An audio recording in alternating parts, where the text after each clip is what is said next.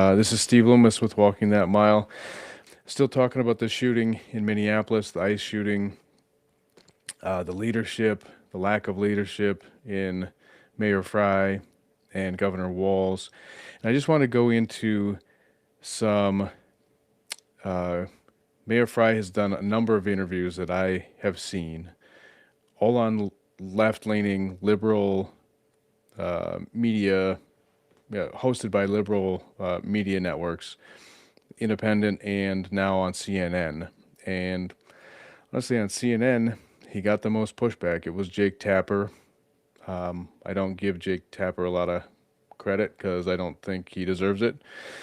But this was on CNN, and I wanted to show you some. So he's with the chief, which is pretty interesting. He's with the chief every time he does an interview. You'd think that the police chief of Minneapolis would have a lot more things to do right now while they have mass protests in Minneapolis than to constantly do this media blitz. But that's what they're doing. Who am I to say? I'm not a politician. I don't do this stuff. But what I wanted to show you was the interview on CNN. Mayor Frey, your response to what you just heard from Secretary Noem, she invoked you by name. So Kristi Noem was just on. I didn't want to play hers. He and her, Tapper and Noem, go back and forth a little bit. You know, Noem called Renee Good a domestic terrorist for driving at the ICE agent, and the rhetoric doesn't help on that end either. I does she qualify as a domestic terrorist? I don't really think so. Like, she drove at a ICE agent. She clearly did that. Like, I agree with the use of force. I agree with the shooting, that it was justified, and that she was toying with these agents for quite a while. They tried to get her to stop. She decided at that moment to leave. She left her wife outside the car, and her wife told her to drive. All of these things. Now, so I don't agree with that. But she had some more details about. She said that an ICE vehicle was stuck in the snow, and like this reporting came out early on, and the facts weren't quite right, or didn't seem quite right. Now there's this 3-minute video from the neighborhood that seems to show maybe there is a vehicle that was stuck. You can't really see the guys panning back and forth, or the woman's panning back and forth, but they're there for a long time, and Renee Good's vehicle is there for a long time. And so there's some back and forth between her and Tapper, but she comes out and right away and justifies the shooting, and Tapper comes at her and says, well, shouldn't there be an investigation before you say stuff like that? Just say that there's an investigation going on. And she said, I'm just trying to give you the facts, and that's what that's how I see him. Okay, that's fine. Jacob Frey, of course, came out very early and said that he thought it was not a justified shooting. So anyway, he just talked to Noem, and now he's got these two on. That was some wild and crazy stuff. It sounds like she doesn't believe a single word that she is saying right now. And I don't know if Donald Trump was drinking a glass of water, if she'd actually be able to speak. Because here's the thing, she's calling Minneapolis like this dystopian hellhole. You know how many shootings? Hey, if you're drinking every time somebody says Donald Trump on the left side, well, you'd have to drink again. Of course, 20 seconds into his interview, and he's already got a name we've had Donald so Trump. far this year. 2, and one of them was ICE. 2 shootings in a large city so far this entire year. So I know I'm stopping it a lot here, but the other thing is that he's like, oh, Minneapolis is doing so great. 2 shootings in this entire year. Well, it's 11 days into the year. First of all, 2 shootings. One was ICE, he says. But there's 2,000 federal agents in Minneapolis and the surrounding area right now. Do you think that has anything to do with the fact that people aren't out on the streets shooting each other? I feel like it does. Besides that, if both of the 2 shootings that he's talking about were civilians shooting each other, that's like on par. If you calculate it out, for the days of the year, 11 days in, you got 2 shootings, multiply that into 365, you get 60 or 70 shootings, which is what they typically have. So Year, and one of them is ICE. This is a safe city. ICE and Kristi Noem and everything they're doing is making it far less safe. I want you to respond to what she said about you telling ICE to get the F out. She says you and the leaders in Minneapolis have been demonizing ICE officers. And it is true that you've been critical of Secretary Noem for her quick characterization of the incident. But you also said on Wednesday, quote, this was a federal agent recklessly using power that resulted in somebody dying. Does your rhetoric need to change? not only did he say that, but he said the claim of self-defense was bullshit. He specifically said that's categorically bullshit. Okay. Yeah, I said this was a federal agent recklessly using power that ended up in somebody dying because that was a federal agent recklessly using power that ended up in somebody dying. It's exactly what happened. I mean, am I biased in this? Of course, and I'm biased because I got two eyes. Anybody can see these videos. Anybody can see that this victim is not a domestic terrorist. I mean, my goodness, she's like doing a 3 or a 4 or 5 point turn. This looks like some. No, she's not. That's a complete lie. Again, this is a number of days into this now, and he doesn't know that. I can't believe that he doesn't know that, or maybe nobody's telling him that. He chooses not to watch the videos so he can claim ignorance. I don't know. She didn't do a 3 or 4 or 5 point turn. She backed up and pulled forward when she hit that agent. Somebody that's trying to get out of there. If doing a 3 point turn or a 4 point turn is a domestic terrorist, and my wife is a criminal every single day, it does not make sense. We've got to be operating from a point of course, have this investigation. It should be a neutral, unbiased investigation where you get the facts, you know. And by the way, I shouldn't be the one conducting the investigation, nor should Kristi Noem. But you should have an entity that is able to do it with some common sense and operating in reality. Chief, what's your reaction to the Homeland Security Secretary's claims and also just the assertion that the officer feared for his life? This is really interesting to me. Again, as a cop, I pay attention to people's body language, what they say, not only what they say, but how they say it. Look at what happens between him and Mayor Frey right now. So normally in an interview like this, the panel would all just stare straight ahead. That's kind of what looks the most professional. Look what happens here. Well, I got to tell you, as a matter of policy and training amongst professional police departments for many, many years in this country, we have an obligation to ensure, particularly during traffic stops, that our officers are doing everything possible so that we don't unnecessarily put their lives in jeopardy, so that our officers are not unnecessarily creating a risk of imminent threat of death or serious bodily injury, either to themselves or others. And that means that they have to employ sound tactics and must be proportional in what they do. That being said, it's not always 100%. Law enforcement officers cannot control the actions of other people. And that's why a full and thorough investigation in every case where there is a use of force is necessary. I will be the first one to stand up for my cops when a situation happens and it is abundantly clear that there's no indication to think that an officer could have possibly done anything else. I'll be the first one to stand up and say, my cop put their lives on the line and they did what they have to do. And I have no reason to think that it wasn't anything other than our policy and lawful. But I think, we have to use caution, even as Tom Homan has said, and allow a full and impartial investigation to proceed. Mayor Frey, the police union in Minnesota released.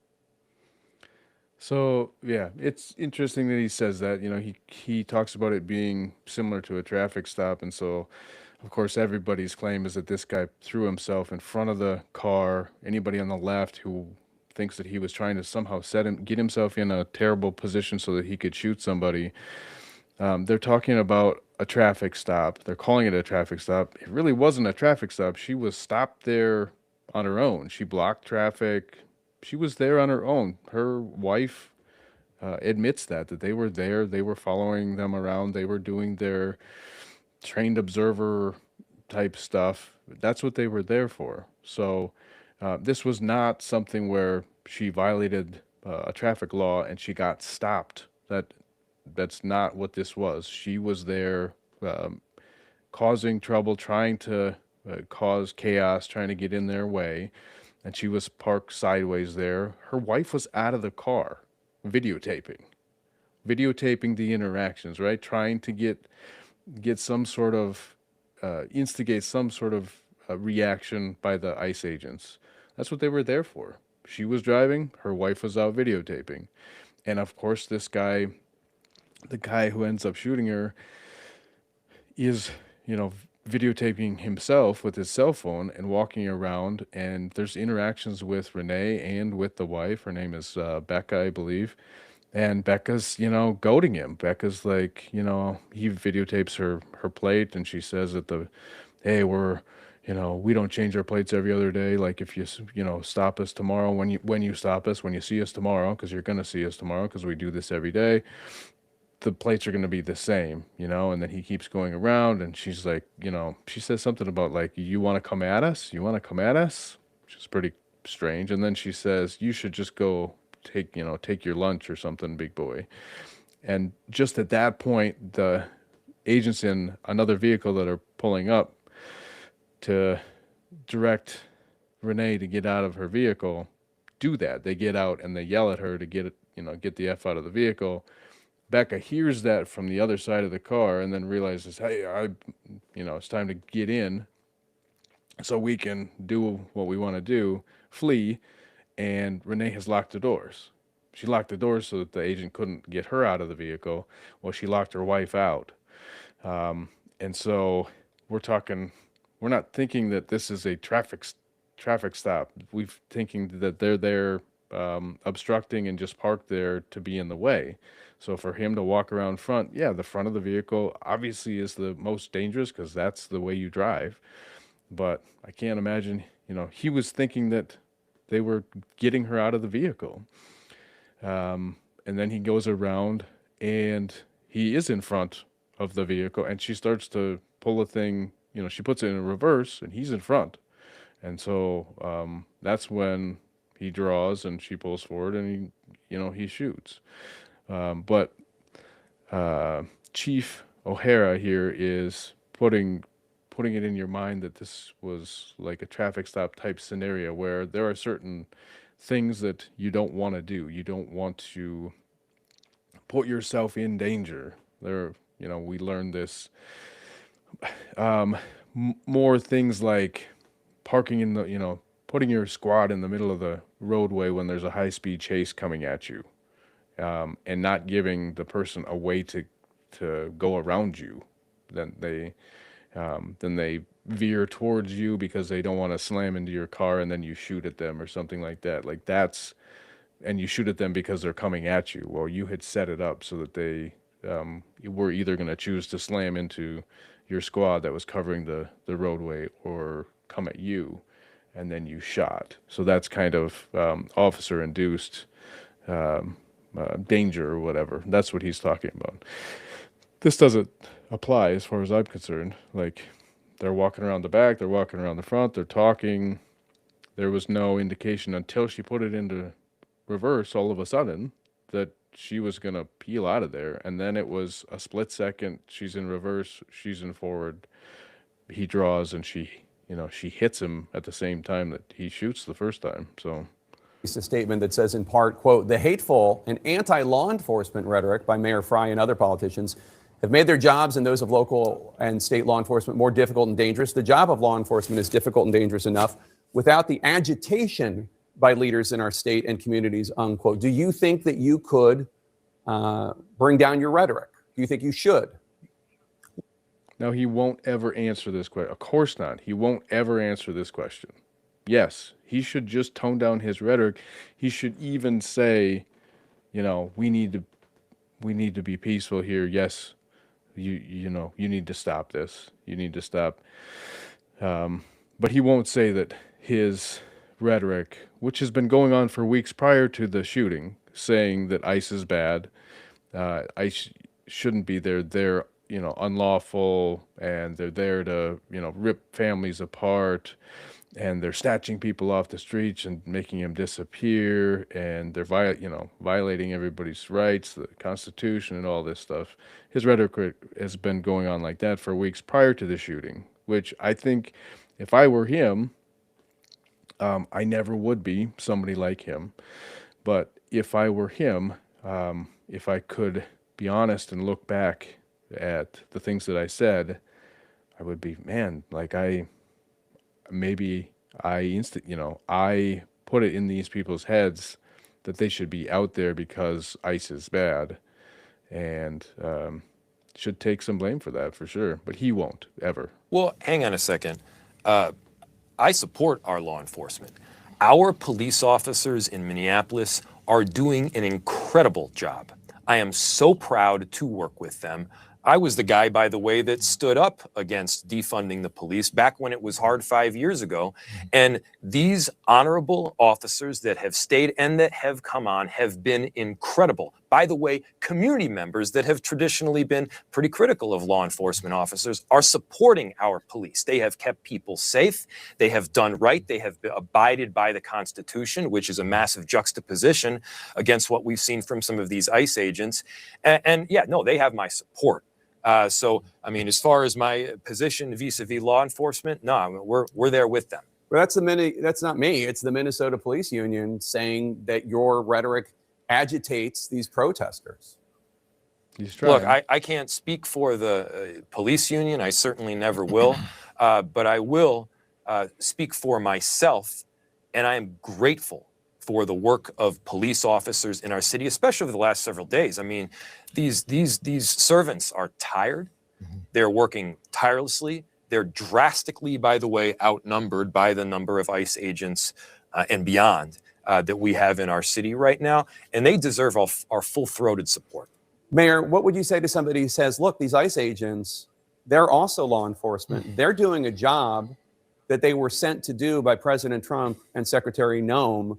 They're not there because they want to be there. They're there because they were told to be there. And if people have an issue with it, that's true. They shouldn't be protesting the ICE agents. They should be protesting outside the White House.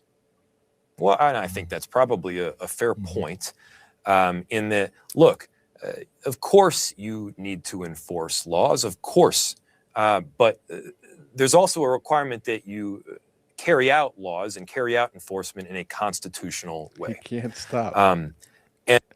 You can't stop. So then, yeah, we need to enforce laws, but ICE is not doing it.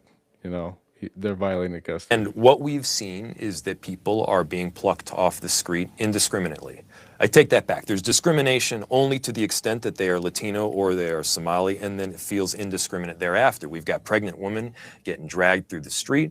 We've got high schoolers just getting American citizens, by the way, getting taken away. And so, yeah, I think it's a fair point to say, well, these ICE agents are being put in a horrible position because they're asked to do things that are not legal or are unconstitutional. But here's the thing, they're still doing them. And we are still dealing with the repercussions here in the city. Minneapolis has been on this glorious, amazing comeback. And this is just setting us back because we've got to deal with it. And so, no, look, Minneapolis, we're going to get through this. We had 10,000 or something people protest peacefully yesterday. We have thousands and hundreds of thousands of people that are standing up for their neighbors right now. We have people that are not taking the bait of this Trump administration because they all know, we know, they're looking for any excuse to come in with greater force and occupy our city. We're grinning down this bear. We are doing right by our city and the people in it, and we're not backing down. That's all. All right, so the next part I wanted to show you. Evidence obtained. So, yeah, whatever. Mayor Frey is who he is. He will never admit. I think his rhetoric initially was terrible. I wish we had leaders that would let it say things like we need to wait for a full investigation, and that used to be on both sides. It used to be that way, and it is not that way anymore. I think partially because we used to, all the evidence used to be held back, especially body cam videos and all that kind of stuff. And so they would hold that stuff back, but the media would just go crazy with eyewitness reports, and the eyewitnesses were all slanted. Oftentimes they were friends of whoever got shot if it was a shooting. And of course, their friend didn't do anything wrong and the police were terrible. And then they would run that for months. And then we would finally come out with the body cam video showing that none of that was true. And so agencies have learned, like, we just got to release the body cam video, even though maybe it hurts the investigation a little bit. We just have to release it because it does us so much harm in the public. As far as riots and all that kind of, I mean, people riot anyway, even if, and protest and whatever, even if you can clearly see that something is justified, they will come up with, something else. The police shouldn't have even been there. And so that's where they're at. And unfortunately, he came out specifically saying that the claim of self-defense was bullshit. You can tell that he hasn't watched the videos or he doesn't care because she did not do a 3, 4, or 5-point turn. She backed up and pulled forward. So if you want to call that a 2-point turn, maybe. So he and I don't know if he's watched the videos and seen the fact that this guy actually did get hit. But all that aside, now the FBI has taken the investigation. It's a federal agent who was involved in the shooting, who's involved in the incident, and it's going to be the feds who investigate it. Now, sometimes apparently they work with the state, or they at least let the state see what they're doing. The FBI decided, no, whoever made that decision, I don't know, but uppers in the federal government, in the federal agencies decided, no, we're not even going to let the state be a part of this at all. And so Mary Moriarty, of course, chomping at the bit to find some police officer to be able to charge. Keith Ellison in the background there. They can't be pushed aside. This happened in our county. This happened in our city. Well, they can. They can be completely pushed aside. So they're going to try and do an end around here, and they're going to do their own investigation anyway, which is not illegal. But listen to this. Contained in an investigation that has only been conducted at the federal level will not be shared with our office for review. In the past, the FBI has invited us to see a high-level overview of their investigation, but we were prohibited from seeing the entire investigation or talking about what we saw in that PowerPoint publicly. While I respect the FBI's process, our community's expectations are much different in terms of transparency. This community expects to understand what the evidence is and the justification for any decision that might be made. To that end, I cannot overstate the importance of a local investigation, or at least access to the federal investigation by the BCA. Without it, we will not have the ability to be transparent with our community about the results of the expectation, or, as I said, any decision that might come of the review. And let me be clear, we have no preconceived opinion on what the evidence will show. Making a charging or decline decision in an officer-involved case requires us to evaluate the evidence in the context of complicated legal issues. For that reason, we cannot reach a conclusion about any outcome here. Our goal must be to ensure that a thorough investigation is completed at the local level so that our community can have transparency. We do not yet know if there will be sufficient evidence without the FBI case file to even make a charging decision. The FBI currently has, for example, Ms. Good's car, the shell casing, and witness interviews. The FBI has taken the car, and so any forensic analysis that comes from that would not be available to us unless they were sharing that. To be clear, when a state investigation happens by the BCA or any local agency, they submit the case to our office for for evaluation of potential charges. The BCA does not make recommendations about what we should be doing. They simply submit the entire case file to us, and our legal professionals take a look at it and decide what the appropriate action is. That is the normal process that we've had here since about 2020. Law enforcement investigates, our office reviews to determine if there is enough evidence to even make a decision. And if there is evidence to review, we have jurisdiction to make that decision. So let me be clear here. We do have jurisdiction to make this decision that happened in this case where her life was taken in Hennepin County. It does not matter that it was a federal law enforcement agent. To be sure, there are complex legal issues involved when a federal law enforcement officer is involved. But the law is clear. We do have jurisdiction to make this decision. We cannot make any decision, however, if there is not evidence submitted to our office. So we are moving forward in collaboration with the Attorney General's office and the BCA to preserve any evidence and ensure that it can be reviewed. To that end, we are asking those in our community who have information or who have video or photos of the event to submit that information to our office. We are providing a secure link where people can submit this evidence. The link can be accessed using the QR code which is displayed on the screen beside me. The link will also be posted on our website, hennepinattorney.org. Along with the evidence itself, we are asking people to provide contact information so investigators can follow up. Because it is important to collect and preserve evidence properly, we ask people to provide accurate and complete information on the form on our website. I know our community wants fast answers. I know this city feels again as if it is at the center of a. All right, so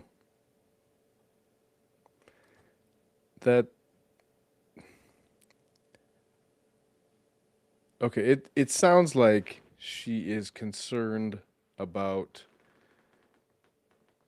preserving evidence and doing this investigation at the local level, and to me it sounds like she's just trying to stick her nose where it doesn't belong.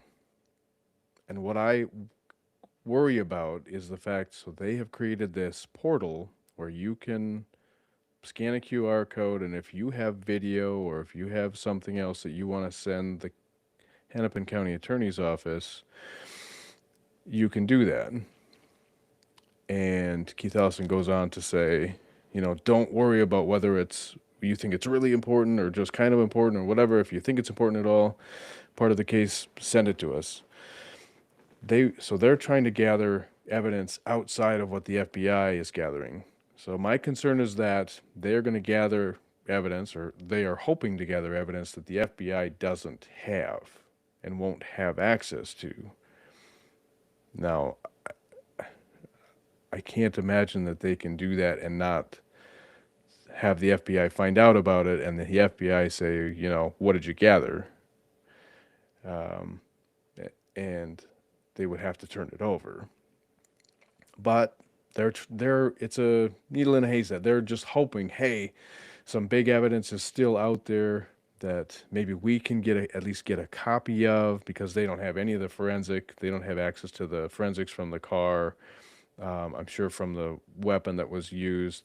She said the shell casings, all of that stuff is not going to be something that they have access to, so they can't even make this charging decision.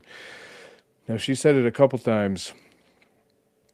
Let me be clear. We have the right to make a charging decision. Well, you can make a charging decision. And I'm not an expert on federal law, but if you've heard anybody talk about this, there's something called the Supremacy Clause. And he was a federal agent doing his job when this happened.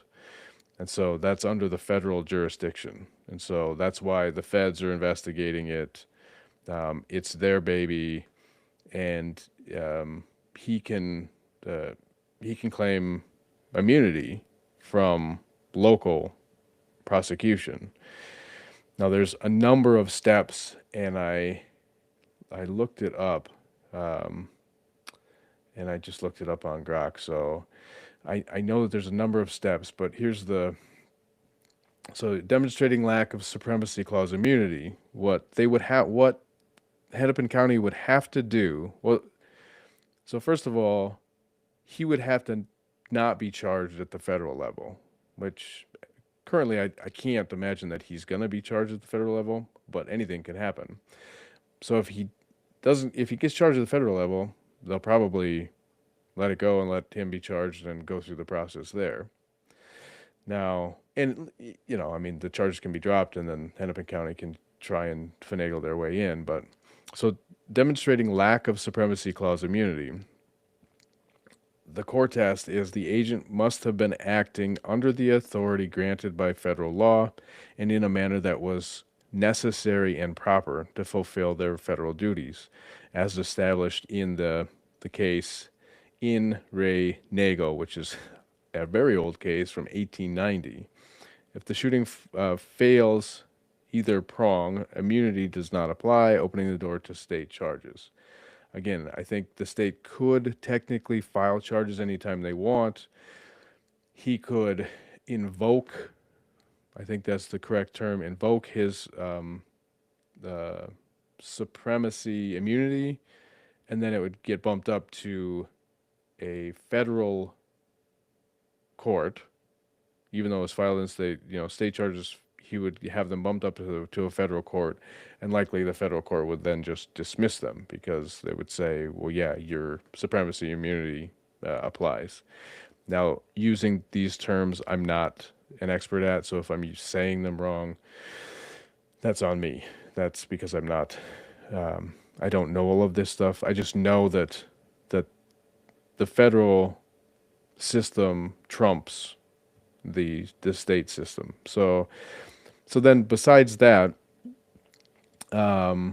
if it is, if you show a use of force that was not objectively reasonable, so it was objectively unreasonable. So the standard for use of force for an officer is it or was it objectively reasonable based on that officer's perception of whatever's going on at that time? Or you can say it another way, a reasonable officer would find this use of force objectively reasonable without hindsight, without all the different angles, without the videotape angles from all the different angles and slow motion and rewind and relook at it. It's how it happens in that split second. Like if you chop up that video, if you cut it down to he's in front, she puts it in, in reverse, so that she's going to move the vehicle. If you go from that point, and the officer could maybe didn't realize that she was putting it in reverse right away, right? Like he's holding a cell phone, but he's looking around. There's other people there. Becca Good was engaging him. He saw, he sees her go for the door. Likely, he sees that something's going on, but maybe not right away, maybe not instantly. So whenever that happens, from the time that he realizes that she put it in reverse and is planning on doing something to the time that she then pops it into gear to go forward, hits the gas, and he realizes she's coming at him. It's seconds. It's a couple of seconds, and he draws his weapon, and he draws his weapon. I think after she puts it in reverse, and she puts it into drive, he's maybe got his gun out, and she drives at him, and he shoots. So for this to be able to be charged at the state level, they would have to show that his use of force was objectively unreasonable, okay, such as excessive force or unnecessary under the circumstances, no imminent threat or death, imminent threat of death or serious injury. That's what everybody says. We use the term bodily harm. No imminent threat of death or great bodily harm. Courts may assess this using standards similar to the Fourth Amendment objective reasonableness test from Graham versus Connor. Egregious conduct is another level that could allow them to try it in the state. This would be something where it's obviously not right. Like somebody surrenders, kneels down in front of the officer shoots anyway. So, that's obviously unlawful, obviously unreasonable. So something like that. And then the state has the burden to prove unreasonableness in the criminal case. The agent in this case would have no obligation to justify their actions at all up front. So that would all be on the state to try and prove, to try and get these charges. So it's a long shot, but Mary Moriarty wants to be involved. Absolutely, she wants to be involved. And so she put it, and she can say it. She can charge. You can charge. It would just get thrown out or dismissed, likely. So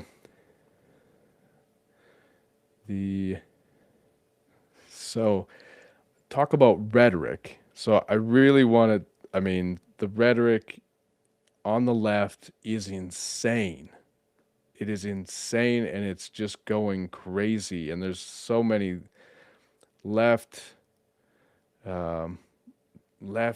just, and they're all doing similar things. So Jacob Frey is claiming that these ICE agents are not abiding by the Constitution. Okay, they're making illegal arrests. They're making illegal seizures. That's what he's claiming. Now, these people in Philadelphia are going to be a lot more upfront with their feelings of ICE agents. So let me introduce you to the. Oh, this is not even the full thing. This is Rochelle Billa. She is the sheriff, Philadelphia sheriff. And she's crazy. But listen to this. And so we stand here today with all those who stand against the made up fake, what you can call ICE, professional law enforcement. I don't call them none of that, because when you do it there, you're getting arrested. My message to the sheriff is try it. Try arrest my folks. Let's see what happens. So that's not the bit I wanted. There's about 2 or 3 minutes of her just going off, saying what she's gonna do. ICE, you clearly heard her say that she thought ICE was fake. It's a flake agency. It's not real. Yeah. And If any. And yeah, whatever. She's going to arrest them if they're doing anything in her. Though, if they wear masks, you can't wear masks, apparently, according to her. Again, there's the supremacy clause, which means these federal agents don't have to abide by any of these local yahoos. They don't have to abide by any of their wishes, nothing, which is so crazy for them, because they feel like they have all this power, and then all of a sudden it's a federal situation and they have nothing. They can't do anything. Thinking ahead to the fact that Minneapolis would I'm sure love to pay Renee millions and millions of dollars, just like they did George Floyd's family. But he wasn't working for the city of Minneapolis. He wasn't part of the police department. And so there would be no reason for them to give them some sort of settlement. I don't think they could even do it. I'm sure they would want to and will want to try, but I don't think they could do it. Anyway, this is the DA. This is the District Attorney of Philadelphia. Listen to this absolute nut job. Any law enforcement agent, any ICE agent is going to come to Philly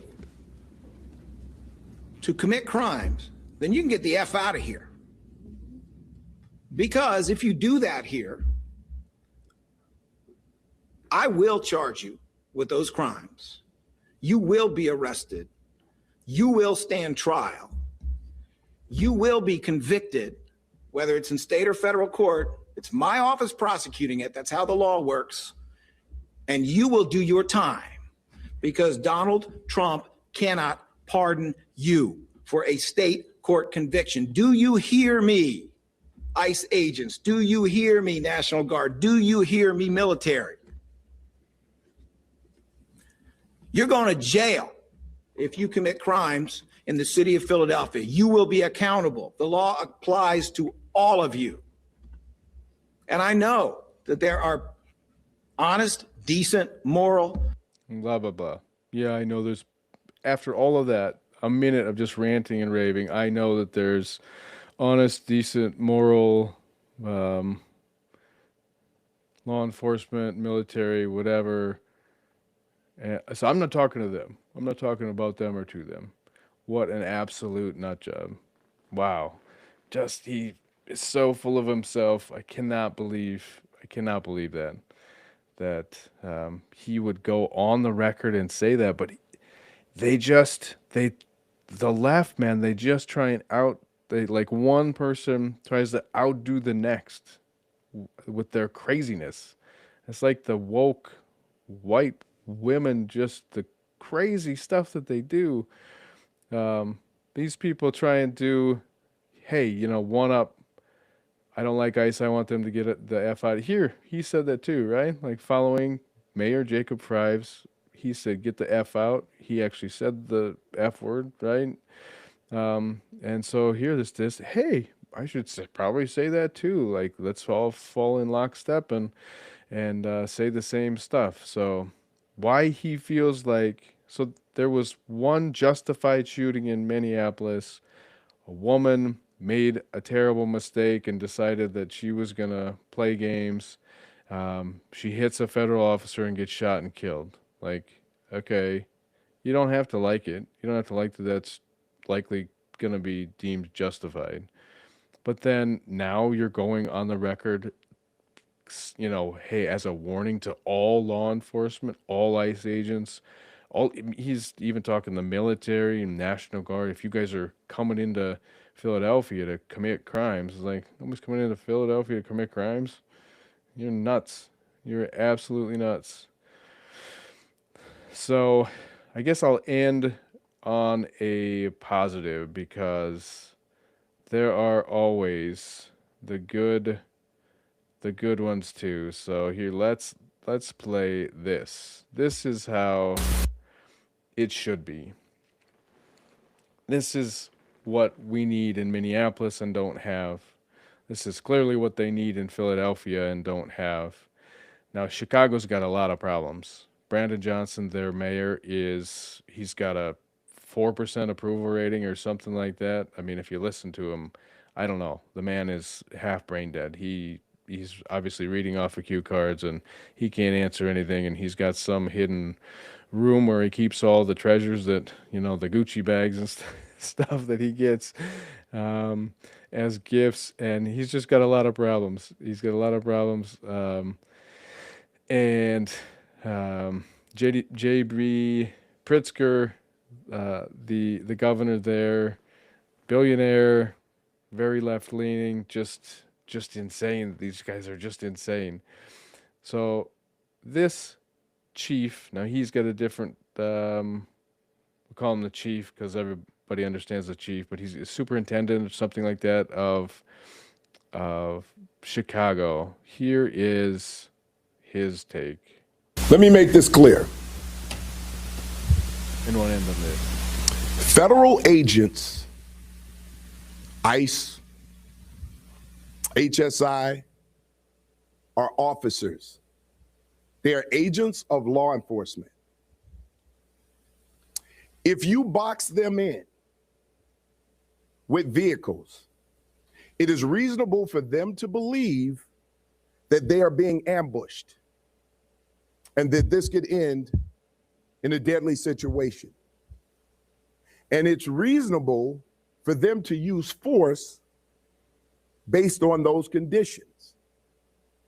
Do not box in any law enforcement officer. You are breaking the law when you do that. And you are putting yourself in danger. Following law enforcement agents around. The question is why? What do you plan on doing? It's also reasonable for them to believe that you're eventually going to do harm to them. If you ram any vehicle, especially that one that contains law enforcement agents, and that's any law enforcement, local, state, federal, county, and you do this intentionally, this is considered deadly force. Deadly force is anything that can cause great bodily harm or death. When you plow into a vehicle that contains law enforcement agents, you're using deadly force. And they can use deadly force in response to stop you. We need to be clear about these laws. We cannot become a society where we just decide to take everything in our own hands and start to commit crimes against law enforcement. It is a crime. You may not like what they're doing. I can understand that there's a lot of emotions out there, but that does not mean that you get to commit a crime, especially one that could lead to deadly force. We need to keep everyone safe.